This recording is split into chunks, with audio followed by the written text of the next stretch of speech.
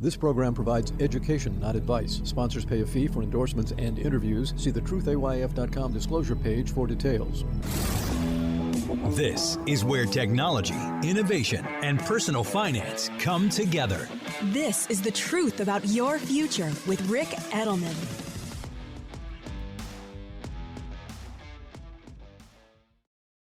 At Schwab, how you invest is your choice, not theirs. That's why when it comes to managing your wealth, Schwab gives you more choices. You can invest and trade on your own. Plus, get advice and more comprehensive wealth solutions to help meet your unique needs. With award-winning service, low costs, and transparent advice, you can manage your wealth your way at Schwab. Visit schwab.com to learn more.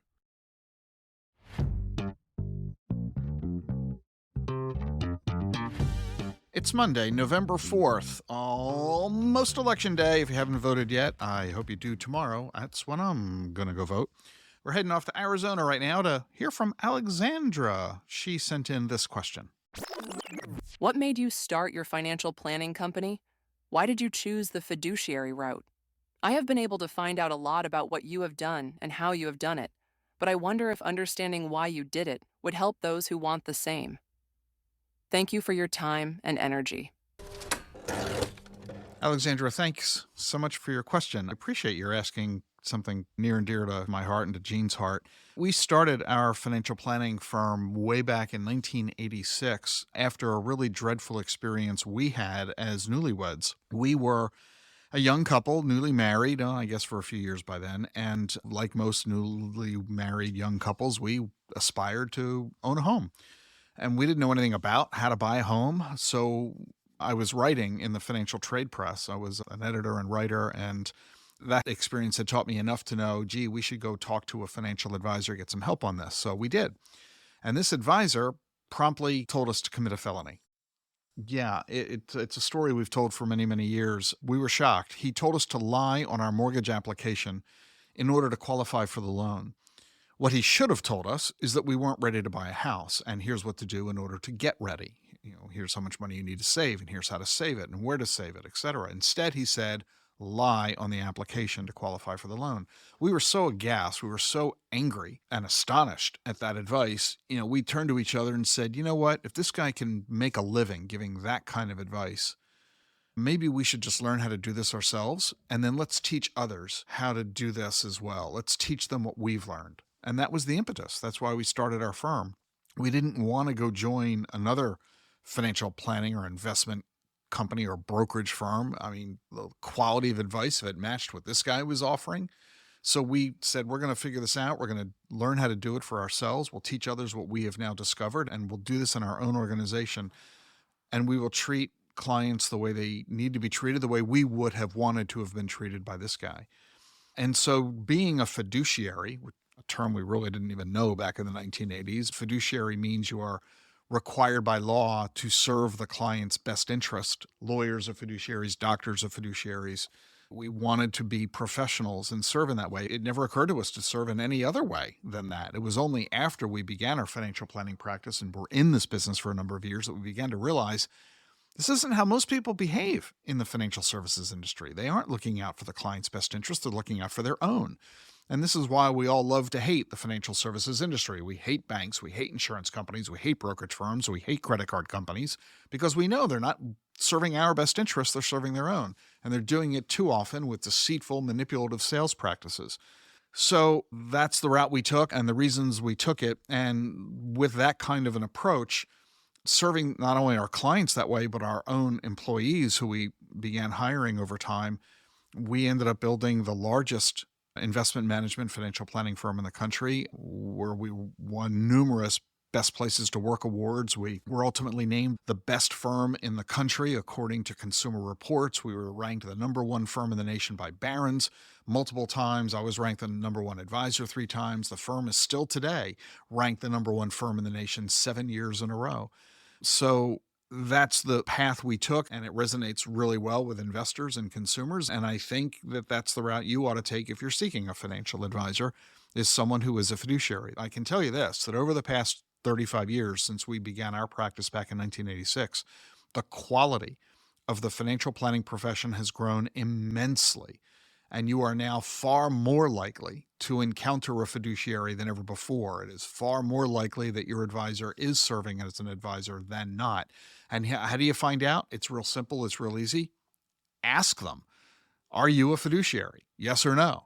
If they are a fiduciary, then ask them to give you a copy of their Form ADV. This is the federal disclosure document that all fiduciary advisors have to file with the SEC or their state regulator annually. They're also required by law to give it to you when you become a client and to offer to give it to you on an annual basis. Just ask them, show me your ADV. If they can't show it to you, they're not a fiduciary. End of story. Go find another advisor.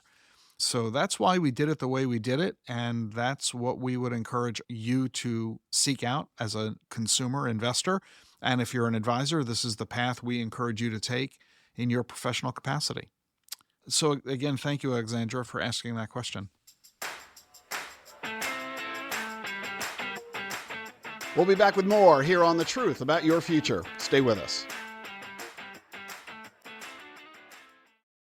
How should you think about Bitcoin? Turn to a specialist. For 6 years, Bitwise has been helping investors access crypto. Bitwise manages the world's largest crypto index fund.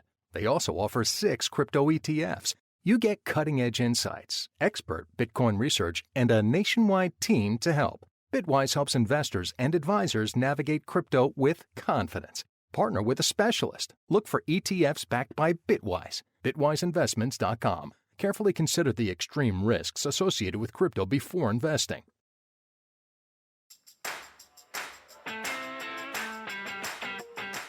Welcome back to The Truth About Your Future. We've been spending all of last month, as you know, on the political election campaign season, and to the exclusion of virtually every other topic, a lot has been happening in the world of crypto. I've been getting some questions from folks saying, Rick, you haven't said a word about crypto lately. Well, let me do that now. Let me tell you all the amazing things that are going on in the field of crypto, because it's been just a huge amount of information and content as crypto is continuing its path toward complete mainstream. PayPal, for example, is now letting its business clients buy, hold, and sell crypto. PayPal is used by hundreds of thousands of merchants, serving its hundreds of millions of consumers around the world.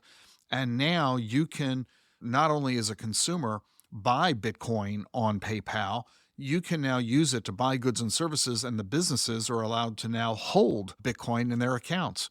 A big competitor of PayPal is Stripe. And Stripe has now once again declared it's going to support online payments using crypto. Stripe used to do this, but stopped way back in 2018 because Stripe was worried about crypto volatility. That's no longer a concern thanks to stablecoins, and Stripe is once again engaging with crypto, which they haven't done in 6 years. And now they're making it available to their hundreds of thousands of businesses coast to coast. And of course, they're doing this to keep up with PayPal. And this is just demonstrating that the snowball that gets rolling, because as one major company engages, its competitors recognize they don't have a choice but to engage or they're going to lose a lot of business. And just to illustrate, just to put a stamp on this of how powerful this whole situation is, Stripe recently bought Bridge. This is a stable coin platform, and Stripe just bought Bridge for $1.1 billion. This is not only Stripe's largest acquisition ever, it's the biggest crypto deal ever. Who would have thought just a few years ago that a crypto company would be worth $1 billion? That's a pretty big deal. Also in the financial services payments industry is SWIFT. If you have ever wired money from one bank to another or from one country to another, you've done it through SWIFT. SWIFT is the payment system that is the default system used by the global financial system. And SWIFT has announced that they are now going to test digital asset transactions with banks in 2025. It's the first time that they're going to be doing real-world settlement testing in North America, Europe, and Asia. And yes, there's more. Visa and MasterCard. Visa has now developed a product that will help banks issue tokens on the Ethereum blockchain. And one of the first financial institutions that's going to use their new platform is a bank that's in Spain. BBVA, one of the largest banks in Spain, is going to be engaging in this new product with Visa first off.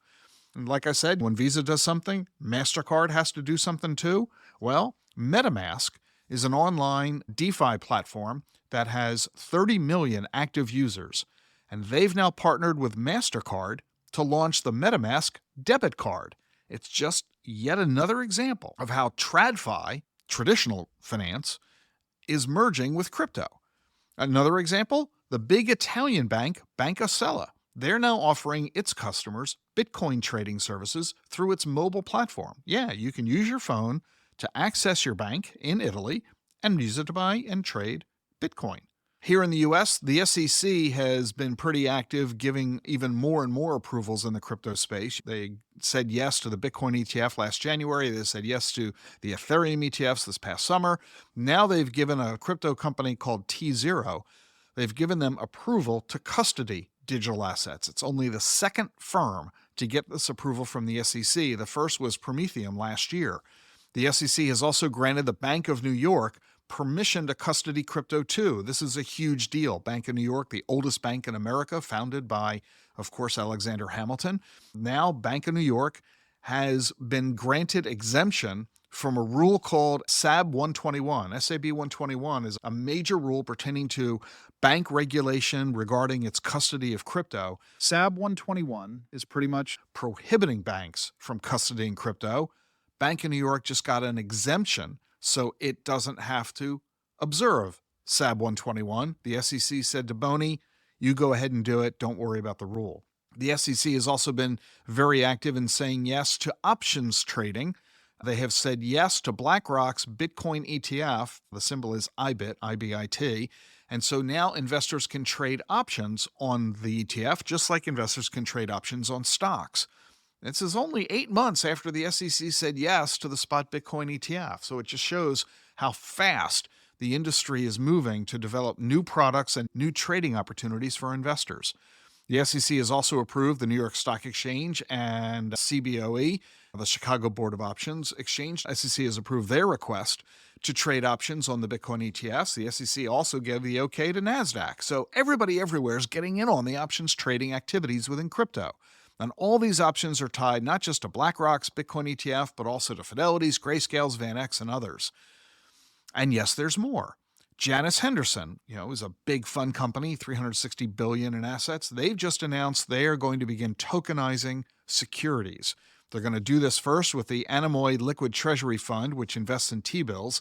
They're joining the party. BlackRock, Fidelity, and Franklin Templeton are already doing this. In fact, Franklin, which was the first to offer a tokenized treasury fund, the on-chain U.S. government money market fund, they've now expanded their on-chain money market fund to add Coinbase's blockchain called Base. By adding Base to their list, this is a $400 million fund. It's already available on a bunch of blockchains, Stellar, Aptos, Avalanche, Arbitrum, and I think Polygon. Now they're adding Coinbase's blockchain as well. And by the way, if you're a crypto nerd like me, you know that Coinbase's Base blockchain is a layer 2 blockchain. In other words, Franklin Templeton's move to add Base to availability for its tokenized treasury fund, this is the first time an asset manager has put a fund on a layer 2 blockchain. And in case you're not a crypto nerd like me, what am I talking about? A layer 2 blockchain sits on top of other blockchains. Like Ethereum is a layer 1 blockchain. A layer 2 sits on top. A better example, your smartphone, right? That's a layer 1. When Apple created the smartphone, that's a layer 1 product. But the app that you go to the Apple App Store and you download an app onto your phone, that's a layer 2 because the apps are sitting on the phone. Without the phone, you can't have the apps. So the phone is layer 1, the apps are layer 2. Same kind of thing in crypto. Ethereum is a layer 1. That's the core blockchain. Other blockchains sit on top of the Ethereum blockchain, and they become layer 2s because they're sitting on the layer 1. Well, why are they doing that? Why would a blockchain sit on another blockchain? Because by using basically the infrastructure of the layer 1, they can now focus on what it is they do, and what they do is better than layer 1. These layer 2 blockchains can execute transactions faster and cheaper than Ethereum can itself. So this is the first time Franklin Templeton is using a layer 2 blockchain to make available its on-chain money market fund. This is just demonstrating further growth and development and the integration of TradFi with TechFi. And this is causing a lot of folks to pay attention to the investment opportunities here. Bitcoin is around its all-time high once again. Remember the crypto winter just a couple of years ago, Bitcoin was down as low as $15,000. It's now over $60,000. It's been pushing $70,000 recently. Huge increase in just a couple of years. So a lot of folks are looking to invest, including institutional investors. Emory University has just invested $15 million into Bitcoin using the Grayscale Bitcoin Mini Trust. The Japanese investment firm Metaplanet, they just bought another $10 million worth of Bitcoin. They now have a total of $74 million invested. They're using Bitcoin as a treasury reserve. In other words, big corporations have a lot of cash. They normally park that cash in treasuries. They call it cash reserves or treasury reserves. Now, this Japanese investment firm is saying, we're not going to park our money in cash. We're going to park our money in Bitcoin, just like MicroStrategy does. MicroStrategy is the largest corporation in the world that owns Bitcoin, and they own over $10 billion worth of Bitcoin. This Japanese investment firm is following in its footsteps. So is the South Korean National Pension Fund. They have announced they just invested $34 million into MicroStrategy. They're not buying Bitcoin directly. They're buying MicroStrategy stock because MicroStrategy is basically a proxy for Bitcoin. They own so much Bitcoin, about 1% of the world's total, that owning shares of MicroStrategy is pretty much the same thing as owning shares of Bitcoin in their perspective. So if you don't want to buy Bitcoin directly, you could consider buying stock in MicroStrategy if you want to do that. In fact, the SEC has now approved the first single stock leveraged ETF for MicroStrategy. In other words, if you invest $1 into MicroStrategy, you now own $1 worth of it.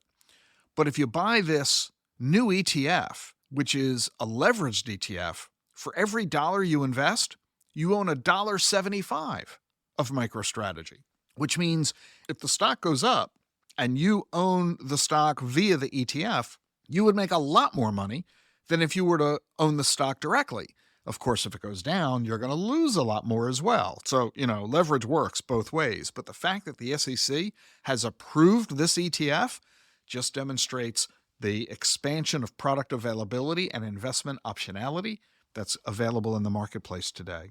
It's even gotten to the point that next month, Microsoft shareholders are going to vote on a proposal to do the same thing. Should Microsoft put its cash reserves, which is billions and billions of dollars, should they put their cash reserves into Bitcoin instead of T-bills? The same way that MicroStrategy does, the same way that now the investment firm Metaplanet is doing in Japan. Should Microsoft do this? Well, quite frankly, I don't think Microsoft is going to vote to do that. Management has encouraged its investors to vote the proposal down. But the fact that it even came up, that's a huge milestone for Bitcoin. This means you're going to see this proposal come up with other major corporations as well. And soon enough, that snowball is going to start accumulating. It's even gotten to the point that guess who has now said everyone should absolutely own Bitcoin? Susie Orman. Yeah, she said it on CNBC that everyone should absolutely own Bitcoin. Well, if even Susie Orman is in on this, you know that that's something noteworthy. My goodness, is this the first time in history that Susie and I have reached agreement on something? And what about institutions and professional investors? Well, every quarter, institutions have to disclose to the SEC what they're buying, what they're owning. It's called a 13F filing. These are public filing documents with the SEC so that everybody has full disclosure of what pension funds and endowments and big corporations that are publicly traded are all doing with investors' dollars. And according to the latest 13F filings, in the second quarter, 274 institutional investors made their first investment into Bitcoin. This is really noteworthy. More and more and more big institutional investors are engaging. There's a limited fixed supply of Bitcoin available. Only 21 million will ever be created. So the more the demand increases, the higher the price has to go. Simple supply and demand equation. And for those who still persist in wringing their hands over all of this, saying, oh, but the only thing Bitcoin is good for is illicit activity. I mean, go listen to Paul Krugman, who writes for the New York Times. Go listen to Elizabeth Warren, who's a huge Bitcoin hater. And they repeatedly, persistently say, oh, the only thing this is good for is illegal activities. Really? According to the most recent data, Bitcoin's engagement in illicit activity is now 0.34% of all transactions involving Bitcoin.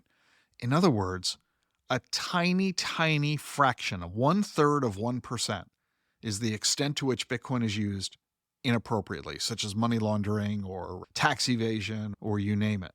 Most of the illicit activity, according to the FBI, are $100 bills. Yeah, the FBI now says that a third, 33%, not 0.33, but 33% of all $100 bills are used by criminals and tax cheats. So every time I hear somebody saying that they don't like Bitcoin because it's used for illicit purposes, I keep wondering, why haven't they banned $100 bills if they're so worried about illicit activity? About $2 trillion is laundered globally every year, but only 0.5% of all the global money laundering is connected to crypto. So we really need to put that old saw to rest, because it simply ain't true. It might have been true back in 2013, 11 years ago, but it ain't true today. It's kind of like saying the Model T was a ridiculously dangerous vehicle and therefore nobody should own a car. That was true in 1920. I'm not sure it's true in 2024. It's even to the point that companies outside of the financial industry have begun to recognize the power of blockchain technology. The most recent example, and my final one for you today, Rolex. Rolex has just received a patent to use blockchain technology to store information about its watches. Using blockchain technology, buyers are now able to verify the authenticity and history of each watch. It not only helps assure you, if you're going to buy a used Rolex, that this is a legitimate Rolex, not a fake, but it also gives you the complete provenance. It tells you the repair and maintenance history of the watch so that you know who the prior owners were and how well did they take care of the timepiece. It also allows you, through this blockchain technology, to communicate with Rolex when you need warranty work. Rolex using blockchain technology? This demonstrates the use case potential for this new tech. New, it's only 15 years old, and why this is going to grow at a massive clip over the next decade. So I remain as enthused as ever about crypto. I'm investing as much as ever into crypto for Gene and me personally. And we are still continuing our efforts to educate folks about crypto because of the incredible importance this new technology represents to global finance and commerce on an unprecedented scale. It's Internet 3.0. You missed the first internet, the Internet of People. You missed the second internet, the Internet of Things. You don't want to miss the third internet, the Internet of Money. And money makes the world go round.